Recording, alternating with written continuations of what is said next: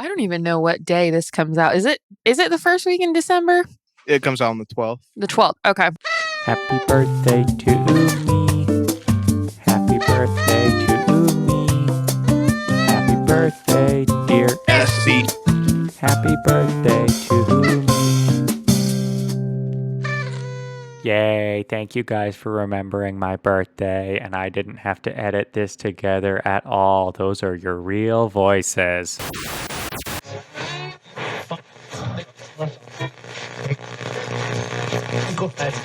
You're listening to a Cult Talk Network podcast. File access granted. Welcome, all you believers, idealists, skeptics, and all those who question the universe around them. I'm Ty. We missed you so much. I'm Bailey. And this is Cult Talks Conspiracy. Yeah, I'm back. I'm back for this one. I don't think I'm ever going to be allowed to be left alone with the listeners ever again. I'm surprised you had that much trouble. We've been doing this for a long time. I was so nervous. I'm like, Ty's not here. I don't know.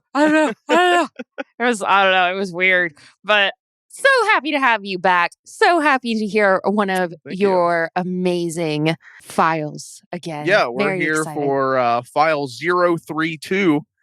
And we're going to be returning to a very familiar place that we've touched on a few times here in Cult Talk Conspiracy. It keeps coming up. It does. It keeps coming up. It's the most mysterious place on Earth. It is. I'm willing to believe that. Very, very mysterious place. Up until this podcast, I had not heard of this place. Same. Yeah. Same, oh, really? Okay. No. It just as we picked things and I heard it more and more about it. I started reading more about it, and so today I just decided to put a bunch of weird stuff together that's happened at Mount Shasta. That's where we're going. We're going to back to Mount Shasta. Mm-hmm. This is a sequel episode, so just letting our listeners know. So if this is the first episode you're listening to, there's going to be some things you're like, oh, what was that? And I'm going to gloss over them because we've covered them in detail in the previous episodes, which I'll give those episodes here and as we go on further. But so if you're confused about why we don't go into detail on some of the stuff we mention, it's because it's already been covered in depth previously. So we're just going to try not to rehash what we've already went over. Yes, I believe that is file number 16, if you guys are looking for it. Yeah, file number 16, that is The Journey to Heart of Mount Shasta. So this is a sequel to The Journey to Mount Shasta, file 016. We're coming back. So, and Thanksgiving has passed. We treated you guys to our Black Friday special. We had the Cult of Lore guys on here for a little post-Thanksgiving celebration with Bailey. Yes. And here we are. We're in the thick of it. It is now Christmas season. It is. And it's starting to feel a lot like Christmas. Ty goes ham on Christmas. I mean, he goes ham every holiday, but ham on Christmas. I'm a big holiday guy. Mm-hmm. I'm a big holiday guy. Did you celebrate the most recent holiday that we had with Cult Talk Net? Oh, yeah, absolutely. Your birthday. Yeah. Oh, yeah, of course, my birthday, yes. Oh, so you remembered his birthday. I see how it is. I think you're talking about Thanksgiving. I was like, yeah. Of course.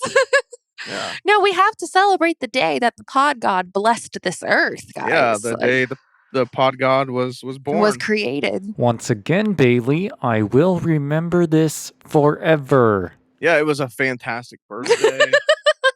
And it couldn't take long to recover because we got to be back here. Yep. Put you right back to work. Right back to work. There's no rest. No. It's very hectic being part of Cult Talk Net, especially around this time, the holiday season. It's crazy. It's a very, very busy time. So much. But I think it's because we all love the holidays so much. And I mean, at the very core of it, we're all friends. So, we get together and celebrate and have fun. And then we get to spend the holidays together. Yes, on both a personal, professional, all kinds of different ways. We invite all of our listeners to join along with us. Maybe they need someone to spend holidays with, so they can hop on and celebrate with us. Why we try to do the holiday specials, the Christmas Day, Thanksgiving Day, Halloween Day, Black Friday. We try to make sure there's something there for people to occupy themselves with. Sometimes, me personally, I don't really enjoy holidays with my family, so if I have something to listen to, that's all the more better. So. Oh yes, wonderful. But I think you want to just go ahead and let's go ahead and just start talking about file 032. Do you want to get into it? And then Let's do it. here at the end, we'll let everyone know what's next, what's coming up the pipeline for this very busy holiday season for Cult Talk Net. Let's do it. All right, let's go ahead and let's unseal this file 032, the return to Mount Shasta, the most mysterious place on Earth.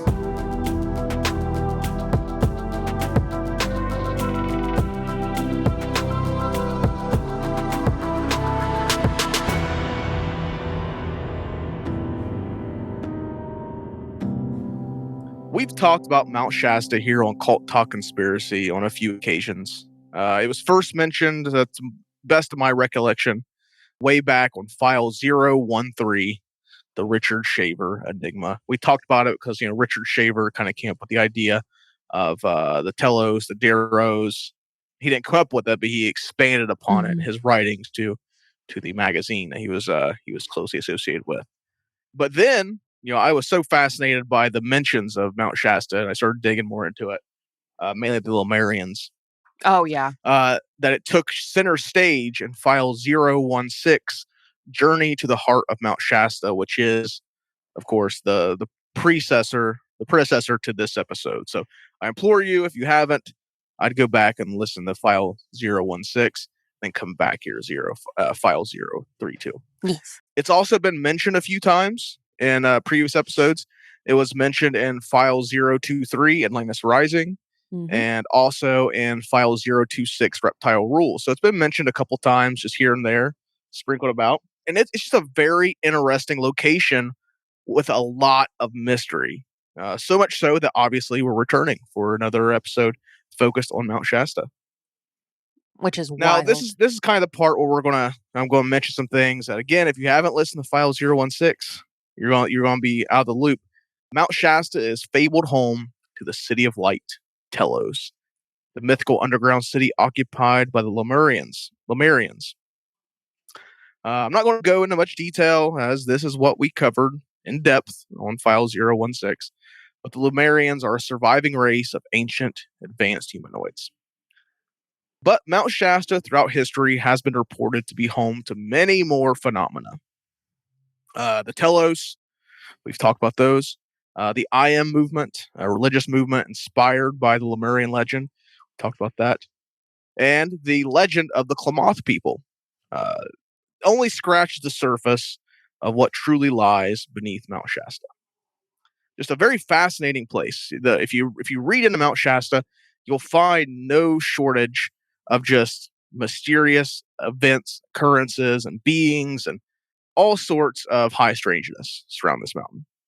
Now, the Modoc people, they reside just north of the mountain and believe it to be home to the Mata Kagmi, or the Keeper of the Woods, or as we'll better know it, Bigfoot. Shut up! Yeah, of course. It's the Pacific Northwest. It's home to Bigfoot. I was like, I've heard the Keeper of the Woods before. What is the... Oh, it makes sense. Oh, it makes so much sense. Oh, tell me more. Yeah, the Mata Kagmi, consisting of dense forests, rugged terrain, very, very dense foliage. I mean, there's some parts of the forest that surround Mount Shasta that are just impenetrable. Many believe it to be ideal habitat for this ever elusive cryptid. And modern reports span back as far as the late 19th century, around 1850 is the earliest one I was able to find. This is when the area began to be heavily logged. People started moving in, industry moved in, people are starting to enter the woods and work. So if there is a Bigfoot or a Mata Kagmi, of course, it's going to run across some humans at some point. Now, there's even a very interesting report from the 1960s in which a woman claimed that while in the woods, she actually witnessed a Sasquatch or a Bigfoot give birth. Now, I tried, because I haven't ever seen a report like this. I've never even heard of such a report. No. But unfortunately, beyond like a single reference, I couldn't really find an in-depth details on this because I was very interested in this. I've never heard anyone report seeing a Bigfoot give birth, and even the reports of like infants or adolescent Bigfoot, like a children Bigfoot, is even kind of far and few between. There's some Yeah. reports of it, but it's not as common as the adult Sasquatch. So I was very interested in that, but alas, I couldn't find much on it. No baby Unfortunately. Bigfoots. No, I would have really liked to hear like some in depth on that, like how if it was any different than humans giving birth. I don't know. I was just interested. I've never heard of such a thing. Oh man, I've been see that. Yeah, that's a National Geographic. I'd watch. Yep. Oh yeah, Sasquatch gives birth. Yeah, like exclusive. That's Be one wild. hell of an exclusive. I don't even know. You kind of caught me speechless on that one. That's wild. I wish there had been more report and more detail on Yeah, I that. know. I wish so. It was 1960. I was kind of shocked that there wasn't more on it. Mm-hmm. But 1960s where there was a lot of stuff. So Yeah, kind of a busy news year. So it was busy. a lot of the encounters with these creatures take place just north of Mount Shasta in a place called Happy Camp. Now this is along the Klamath River.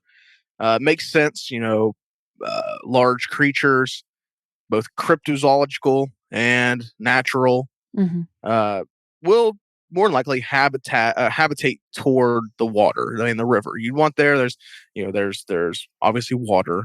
There's also food, fish, other animals that you can prey upon will also be there for this very much the same reasons as you would be there.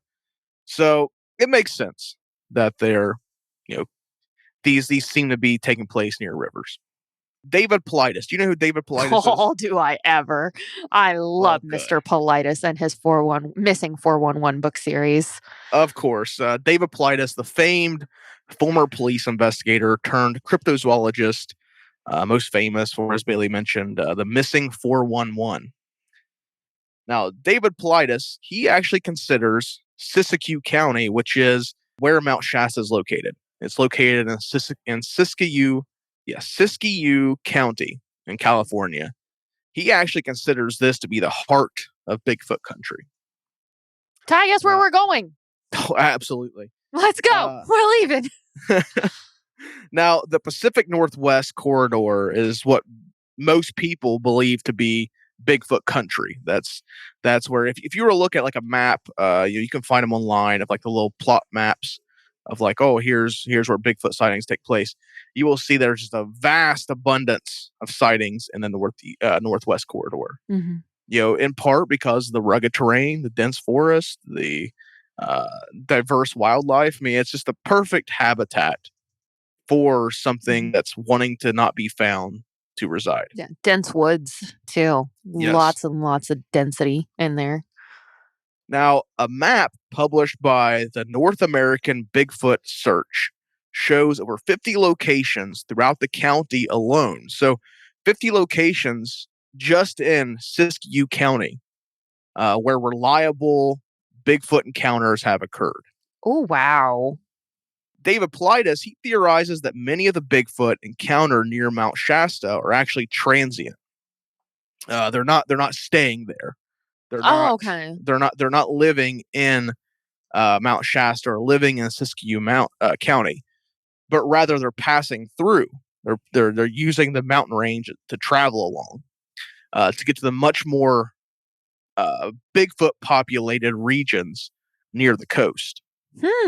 So he kind of sees the Mount Shasta range as kind of like a Bigfoot highway. Because he believes that many of the Bigfoot population actually live along the Pacific coast.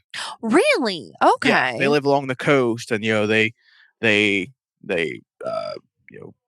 feed off fish and seaweed and kelp and all this stuff. So they're using the ocean to fish and things like that, which kind of made me think. I was like, so if Bigfoot is using the ocean to fish, what else looks for fish in the ocean?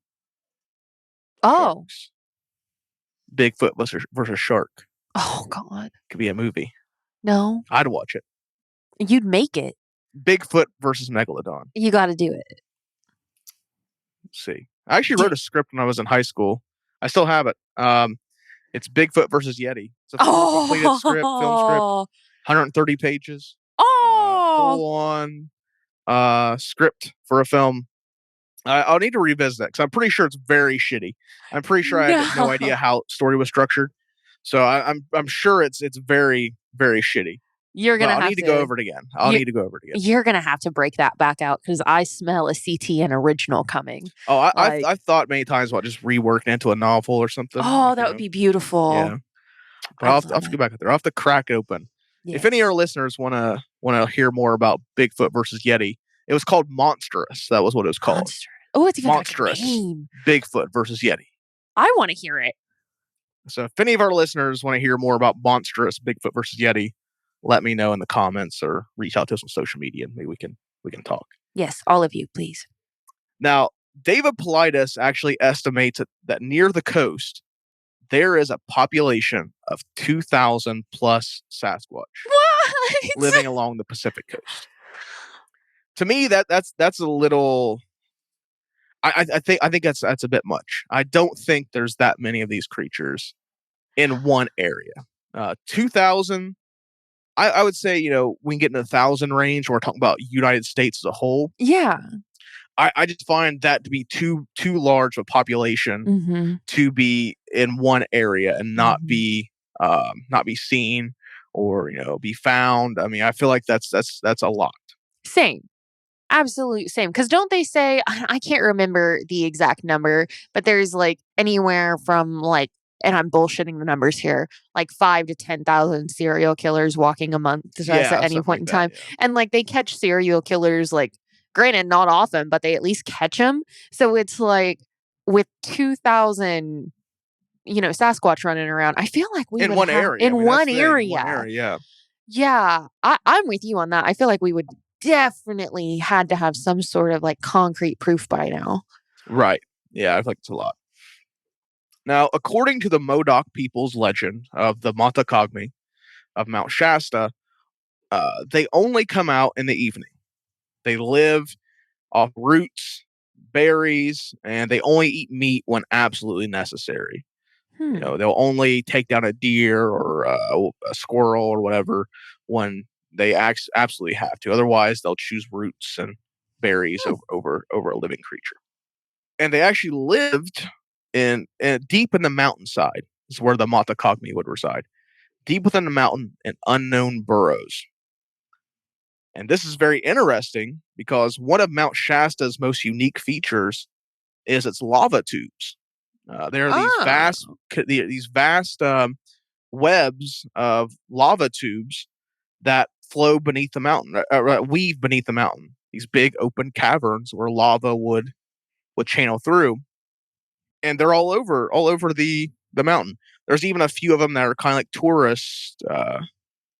tourist places. You go and you can enter a lava tube, and it's like a cave. That's a fancy cave. Nope.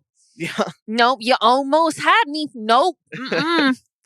What do you think a lava tube was? I was like, wow, that sounds really cool to go into. And then like I'm looking at a picture of a mountain and I'm like, oh wait, it's underneath that. No, never mind. Bye bye.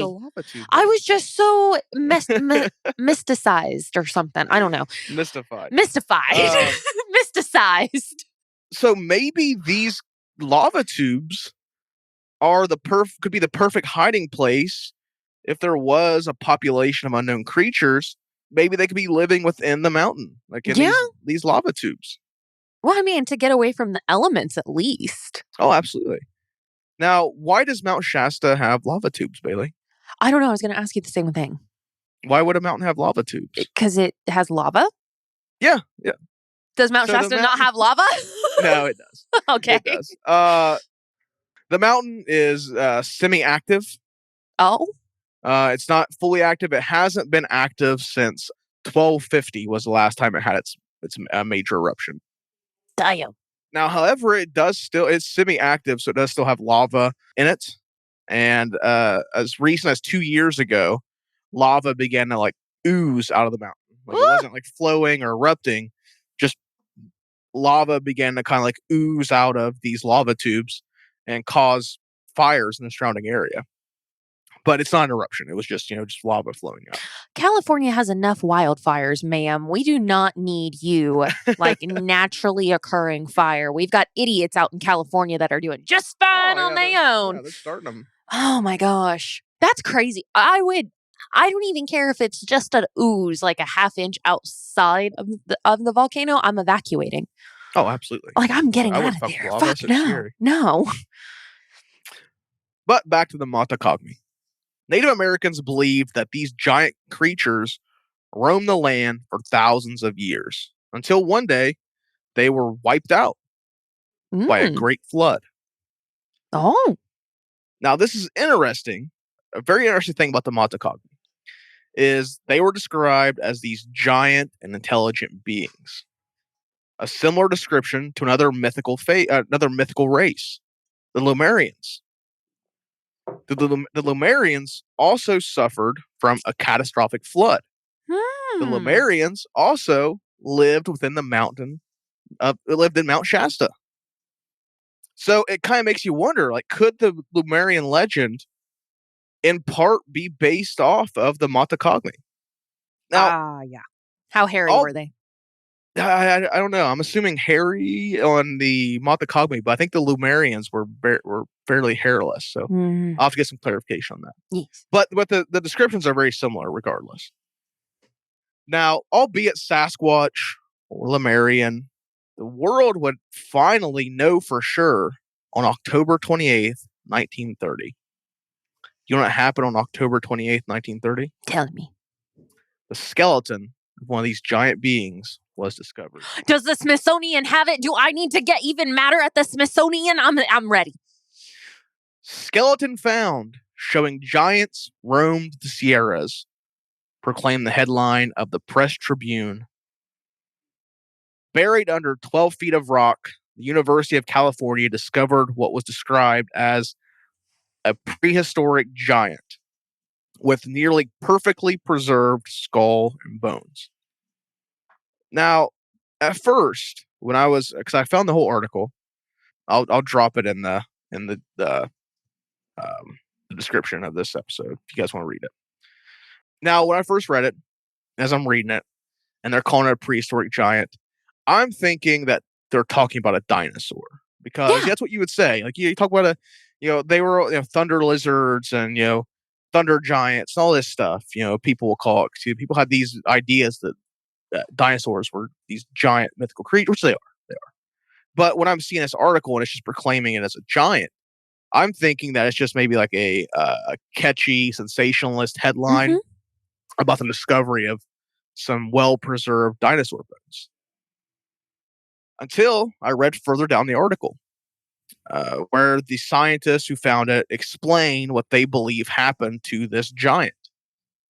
Now, the description they used is the man was overtaken by the great lava flow. So they call it a man. They're talking about a giant man. Unfortunately, this article doesn't give us any size. Doesn't tell us any of the size of the bones or the size of this giant. And aside from this article and articles that reported off of this, there's been no further evidence of this supposed giant skeleton man who was found near Mount Shasta. I know where he is. Yeah, maybe. Maybe we'll talk about that here soon. Maybe. You know what's interesting? And I'm just going to bring it up for like a second, is in file 016, we talked about how, and I can't remember his first name. I'll call him Mr. Brown because I know that's his last name. 11 feet deep, he said he found the city of gold. Yes. So it's kind of interesting. J.C. Brown. Yes, J.C. Brown. Thank you. And 12 feet deep, we find this giant man. Yes. So I had a theory. Was it only 11 feet? I thought it was only 11 feet. Was it? It might have been more. Was it more? I think it was miles. Miles. No, it was miles. You're right. Yeah. You're right. Because we were talking about how, never mind, disregard. Yeah. He got like lost in a like cave system. Oh, okay. Yeah. And he went down. Yeah, he went down. He found the It was J.C. Brown. Okay. Yeah, so let's see here. I got my other notebook up here. Yeah, 11 miles deep. Okay. So- That makes more sense. Okay. I was about to have a theory about like what if the skeleton was J.C. Brown, or like what if like the giant was guarding the gold like in Harry Potter. Oh, you never know. Mm-hmm. But no, giants are one of those things that like I absolutely love to talk about because I'm Oh, yeah. convinced they were here. And it's like with aliens, like people are just too afraid to let everyone know because like it would change the entire way we know human history Oh, absolutely. if we were to find out that giants were real. I think they're real. I think they are absolutely real. Now, Bigfoot, giants, ancient lost civilizations. Now we can talk about something that we've talked about a lot here on Cult Talk Conspiracy, and that's UFOs. Of course, Mount Shasta has a rich history of UFOs. Have you ever heard of lenticular clouds? No. Ever heard of those, Bailey? Mm-mm. Let me pull a picture of lenticular clouds. If you guys want to see lenticular clouds and don't want to Google it yourself, hop on over to Cult Talk Net's social media and you'll find a picture, I'm sure. So a lenticular cloud is like it's a cloud that looks like like this. Oh, okay. Lenticular cloud, or that's a pretty good one. So Does it have Does it have anything to do with the fact that it's going vertical? Yes. Is that okay? Yeah. That's interesting. It looks like a UFO. Clouds. Right. Now, these are stationary clouds that take shape of very odd formations. They appear similar to what many people describe as a lens, is what people call them, like a camera lens or something. Or they've also been described as saucer-like. Mount Shasta is ranked among the world's UFO hotspots as number 13. Oh. Ooh, very ominous. The 13th. I even saw some people online who referred to Mount Shasta as the new Roswell. No, honey. I mean, it's got a lot of weird shit in it. I mean, there's a lot of weird stuff surrounding it. I don't know. There will never, nope. Never be another There Roswell. will never be another Roswell. It is two separate things. Give it its own glory. Like. Now, what do these odd clouds that frequently hang in the sky above Mount Shasta have to do with UFOs?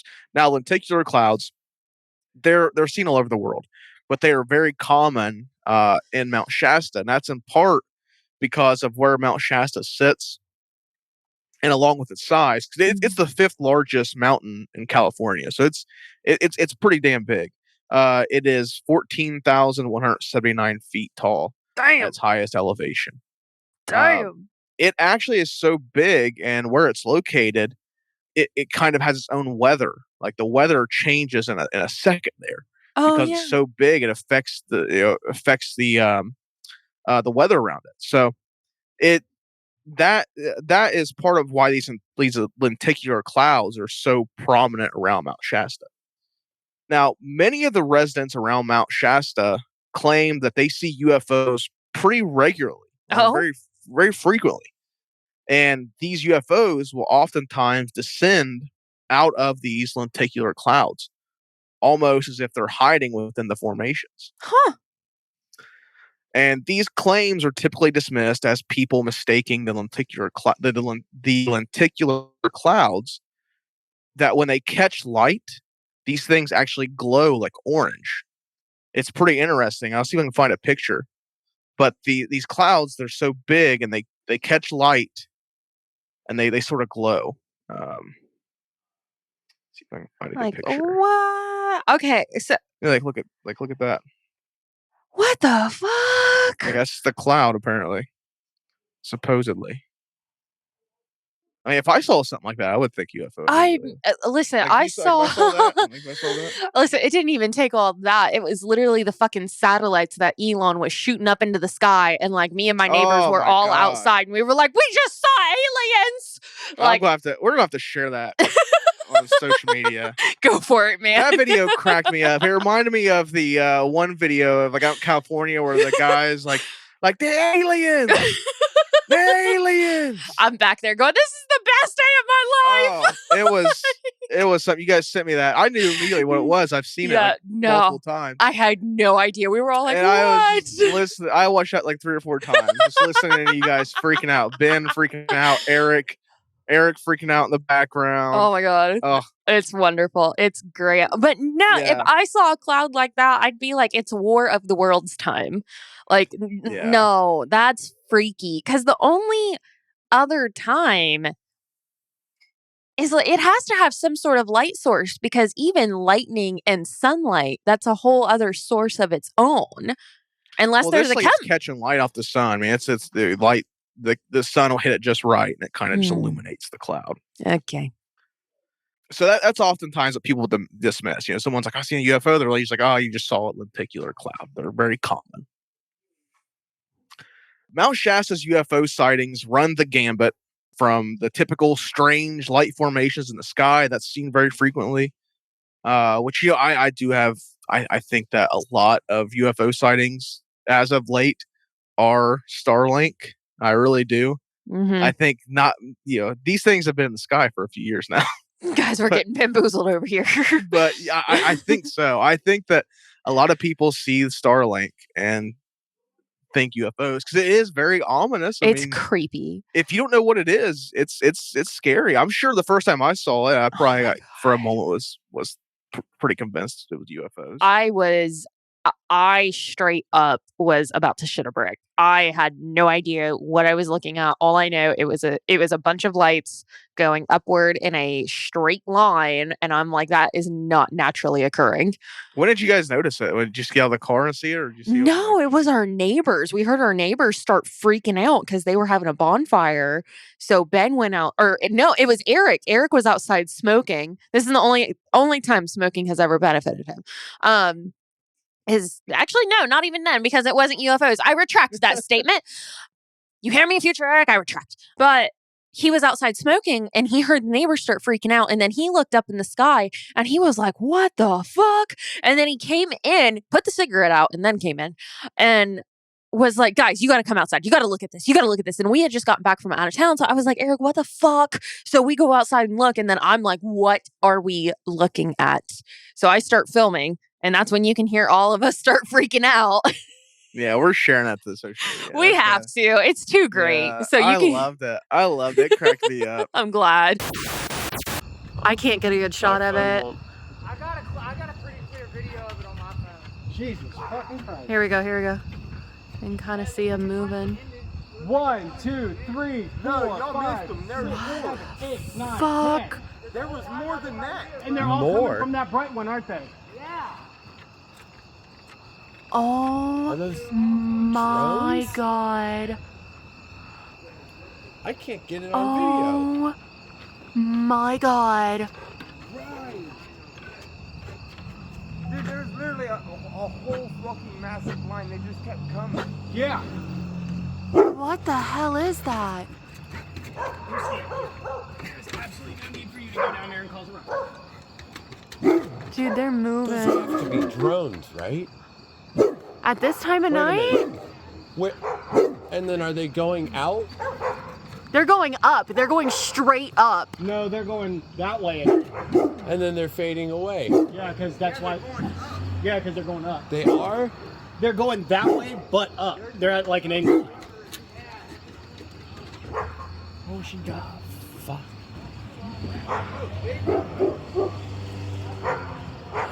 Oh my God, that's the last two. I was bummed though when Michael was like, "Oh, that's StarLink," and I was like, "Oh." Yeah, just Starlink, just Elon putting. Just Elon, you know, just doing some fucking construction in the middle of the goddamn night. Yeah. So, you know, light formations around the sky is pretty common. Which, you know, I was out west last year for Bruce Fest, and that's the first time I've ever been out west. And at the first night we was there was no snow. The second night it snowed, so it was like, you know, we had a snowstorm roll through. But I had never seen the sky that clear. Oh wow. Out west. They call it out west, they call it big sky country. And the reason it's called big sky country is there's so little light pollution that you can literally see like galaxies. Like it is insane. Wow. You see so much, and it's insane the amount of stuff you see. And I imagine StarLink probably shows up pretty good out there. Yeah. So, and there's also the typical cylindrical cigars, the metallic cigar shaped UFOs. A couple hikers actually stumbled across one as it landed in the middle of this backcountry trail. What? So there's things like that. Like it has a very rich UFO history. All sorts of different varying UFOs and whatnot have been experienced out at Mount Shasta.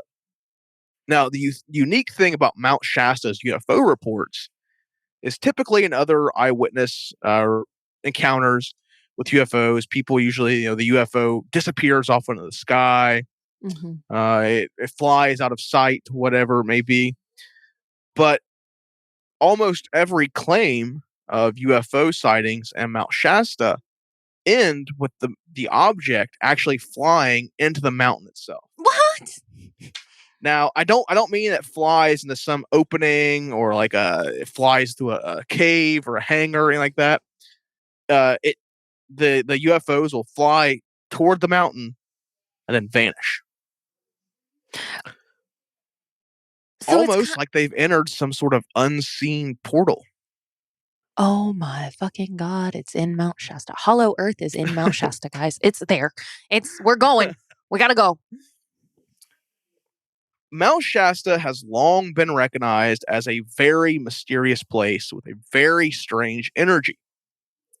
People with deep-rooted ties to spiritualism often claim that they feel as though they've been called to it.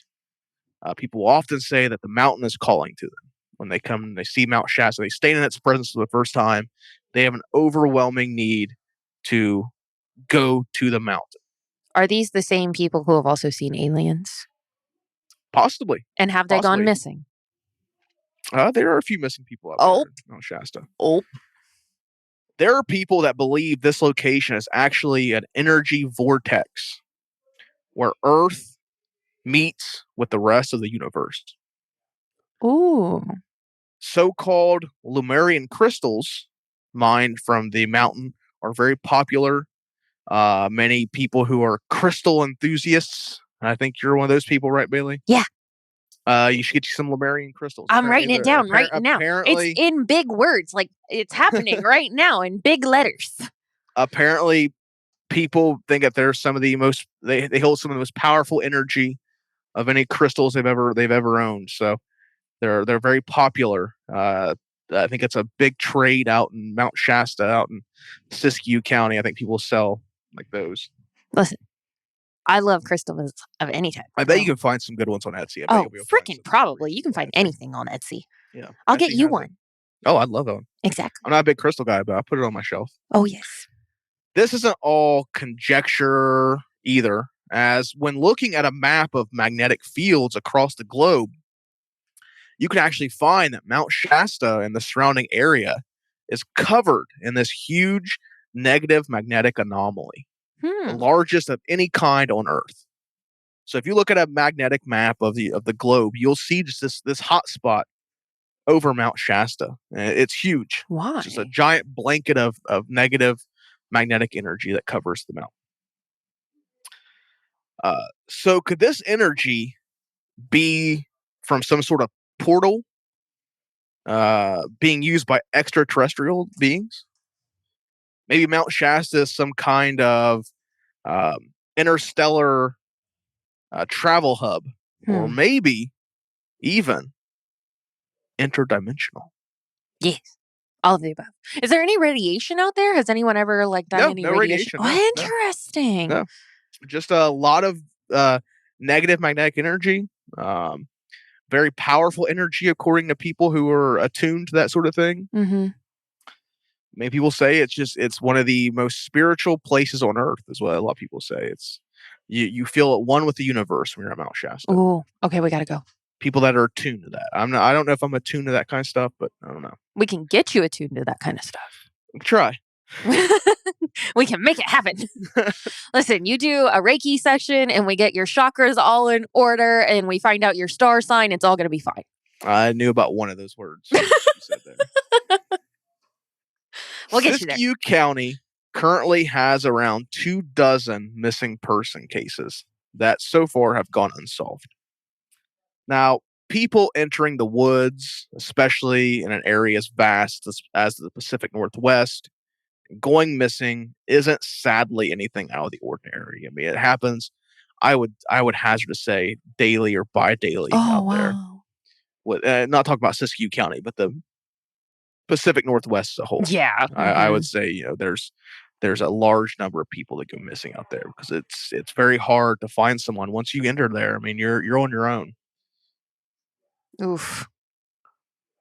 Fortunately, when you look at the cases compiled by the previously mentioned David Politis and his missing 411 cases, a number of these are children. Oh. It's insane. Have you read much into missing 411? Yes. Yes. We really needed to missing 411. Yep. It's on the list. It's on the 2024 list. Yeah, we definitely need to get that in there. 'Cause that is an insane investigation that David Politis has done, and it is bizarre. The stuff he's uncovered. There is quite a few segments of people who have gone missing and been found, like miles and miles and miles from where they went missing, and it's like it's impossible for them to get where they should be. One of them was a 4-year-old girl in a bathing suit that didn't have any shoes on, made it like 37 miles past where she went missing. And everyone's like, we have no freaking clue how she got there. Oh, yeah. It's insane. Even the people that they don't find, it's crazy what they find left of them, Oh, yeah. Or they'll find like evidence of them being like right there. It's insane. Now, one of the most popular cases of a missing child around Mount Shasta actually ends on a pretty positive note. When a family camping suddenly noticed their child had vanished, he was there 1 second, gone the next. The family wasted no time in contacting authorities, who immediately sprung into action. Whole 9 yards, trackers, vehicles, dogs, everything.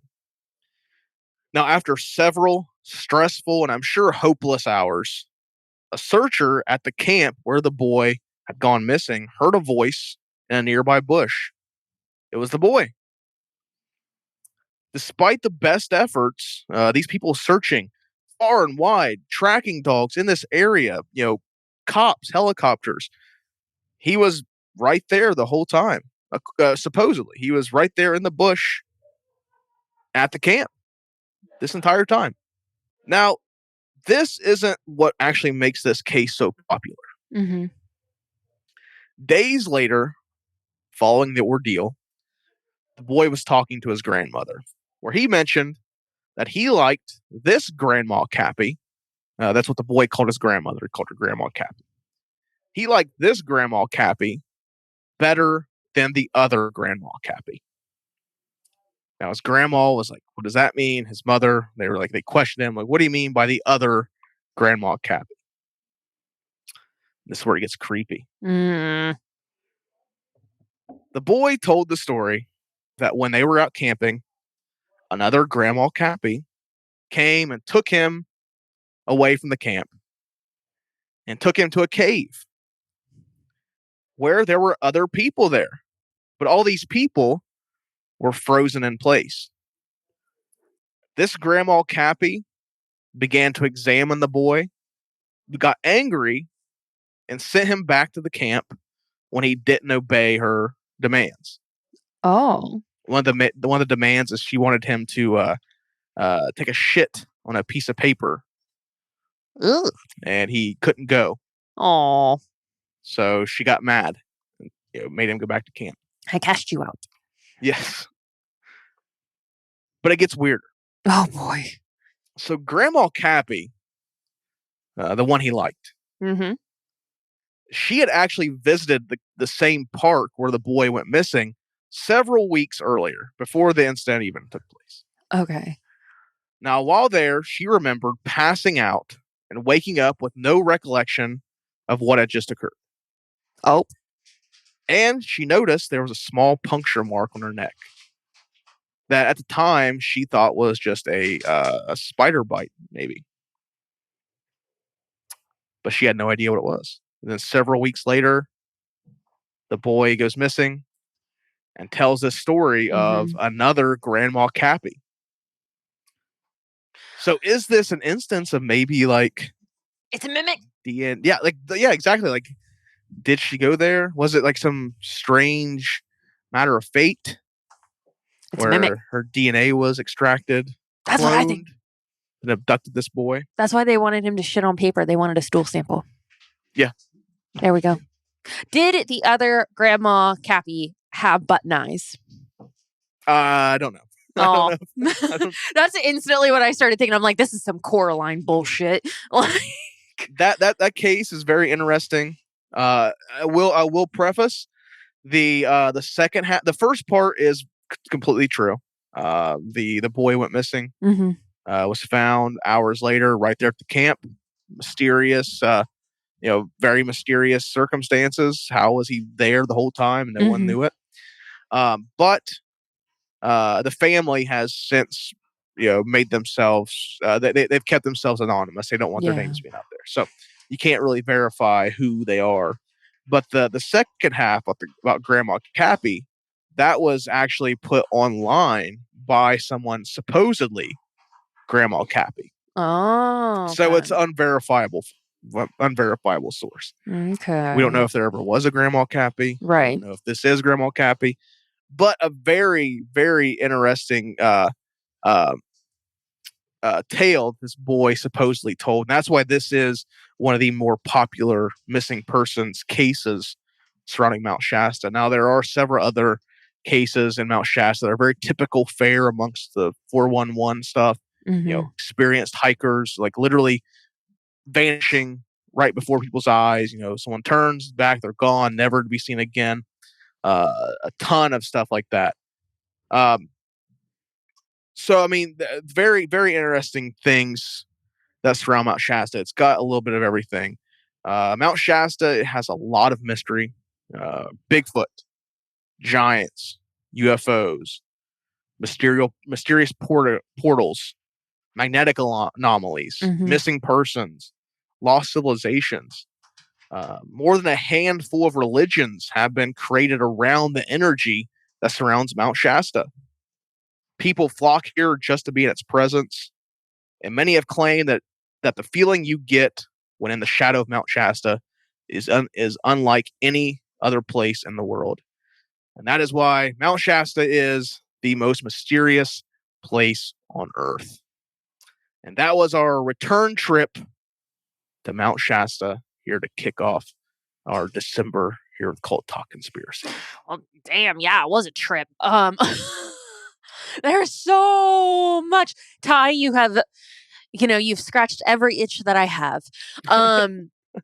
It's got everything. It really does. Cryptids, UFOs. I mean, it's all sorts of stuff, and it's all isolated to this mountain. I mean, listen, there might be a hollow earth. I'm pretty sure Mount Shasta is, part of what we're going to find in it or around it or guarding it or whatever that is. But I mean, there's just too much strangeness happening at one single time for it to be discounted.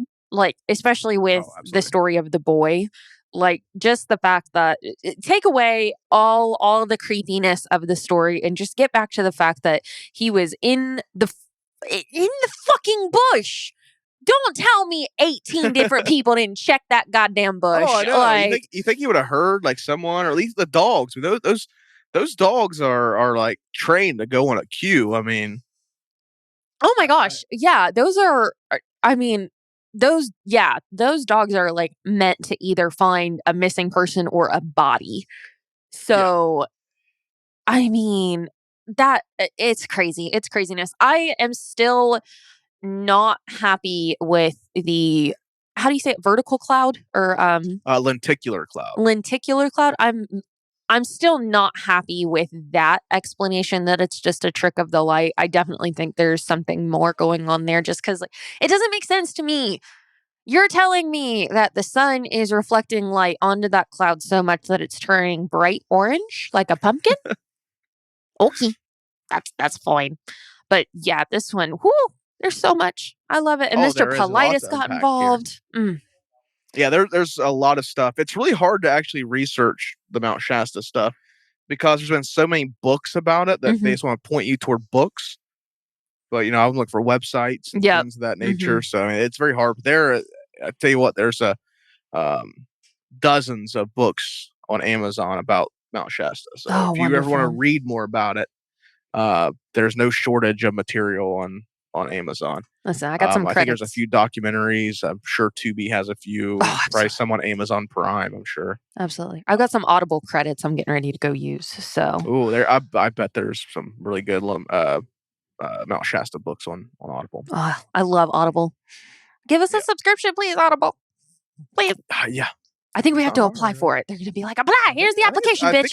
I think it's really simple. Yeah. Eric's been looking into it. I'm not quite sure what for, though. Yeah. But there you guys have it. We went back to Mount Shasta for a sequel to File 016.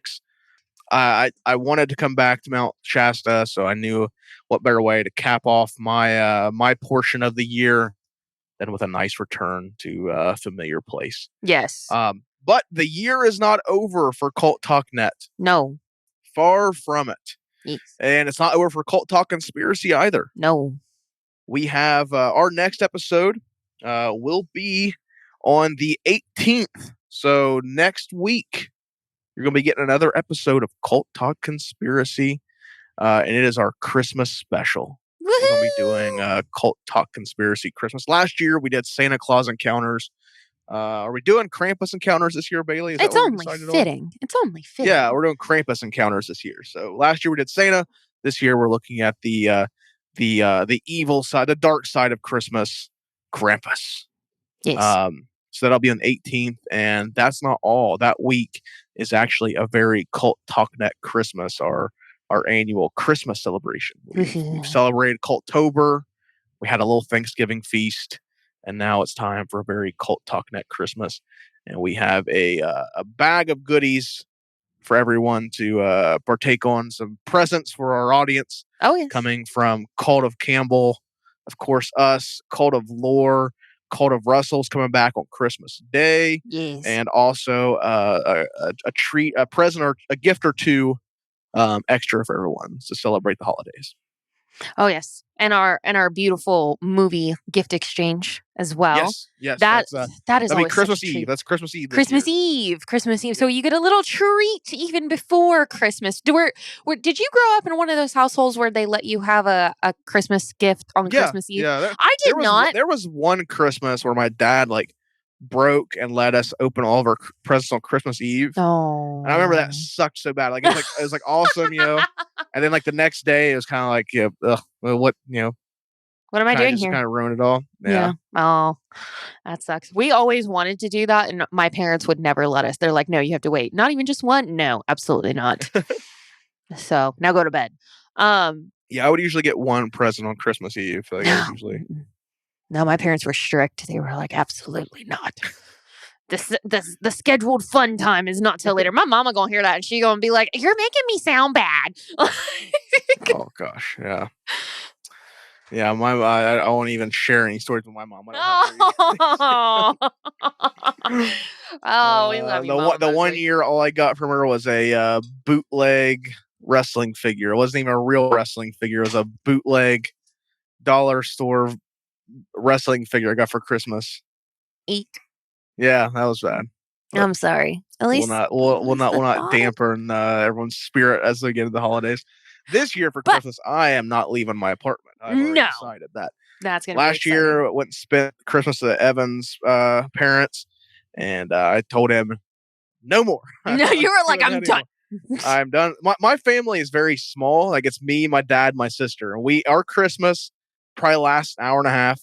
No, we meet, Mhm. We exchange pleasantries, we eat, we exchange gifts, and then we're all ready to go back to our homes. Yep. And that's the way we like it. Mhm. I can't do the big family get-togethers. I can't do the hours and hours long events. I can't do that. That's just not my vibe. Not No. my for a holiday, I want to be at home. So I'm okay with the bigger the family gathering, the more alcohol is there. Like, I typically am not a big drinker, but it's like, listen, me and Auntie Susie ain't talked in 8 months, and there's a reason why. You're getting ready to put us in the same room and expect us to be nice to one another. Where's the liquor? Like, like that's how it's gonna go.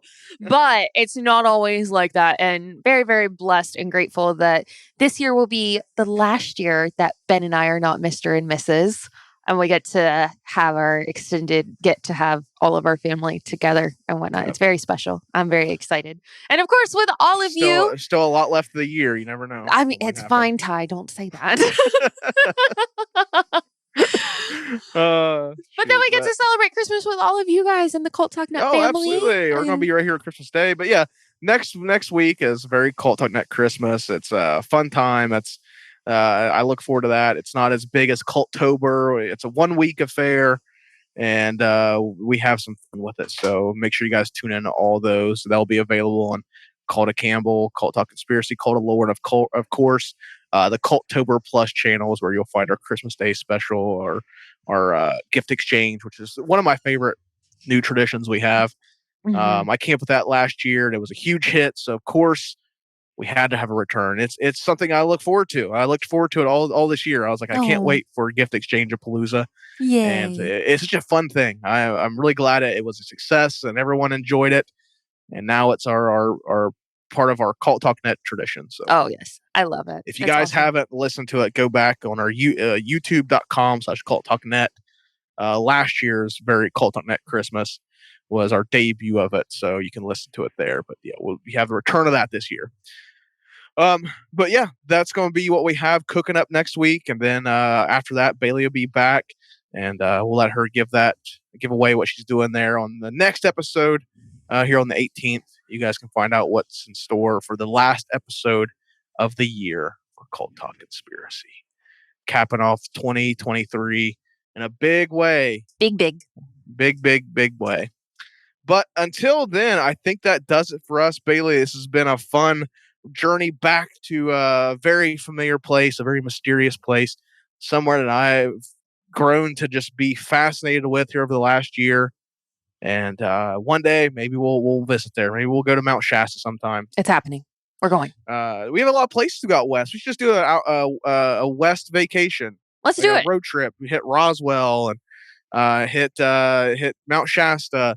Go out to the Pacific Northwest. See if we can find Bigfoot. All the things. Yes. But until then, I think that does it for us, Bailey. Make sure you guys follow us on at Cult Talk Net across the board: YouTube, Instagram, Facebook, Twitter, or X, whatever. All the stuff. If you go to a social media platform, more than likely you can type in at Cult Talk Net, and you'll find us. Make sure you guys check out Cult of Lore every first and third Thursday, and check out youtube.com/Cult Talk Net for a really cool full-length video episode of Cult of Lore they work very hard on. Cult of Campbell comes out on Monday sometimes. Make sure you guys check out Culttober Plus, our new feed that we debuted this year, where you can find all of our holiday specials and special bonus content. It is a jam-packed feed. It's only 2 months old. Yeah. And it is jam-packed. That's a big baby. With content. You can go there and you'll probably be occupied for at least a few days. I'm sure you'll be occupied a few days going through all the movie reviews that are on there. So make sure you guys check that out. Relive Culttober if you're not ready to let go of the spooky season. Check out our Thanksgiving special that we came out with a couple weeks ago. And yeah, make sure you guys just follow at Cult Talk Net to keep up with all of our shenanigans and the crazy amount of content we put out here in this last quarter of the year. In the last quarter of the year, we basically double the rest of the year content, pretty much. Yeah, it's pretty much. insanity. Yeah. We pull our whole ass out for the end of the year. We're like, here we go. We love the holidays. It's amazing. Our editors, not so much. I haven't slept in 8 days. But they love hanging out with us, and we treat them to Oh, a good time at the holiday parties. This is the first I am actually hearing that there is a holiday party. So what? We Oh, reward them. They get a pizza party. I wonder if Essie wished you happy birthday yet. I wonder if Ty even knows today is my birthday. No, Essie. we'll find out. We'll find out. But that does it for us. I've been Ty. I've been Bailey. And until next time, question everything.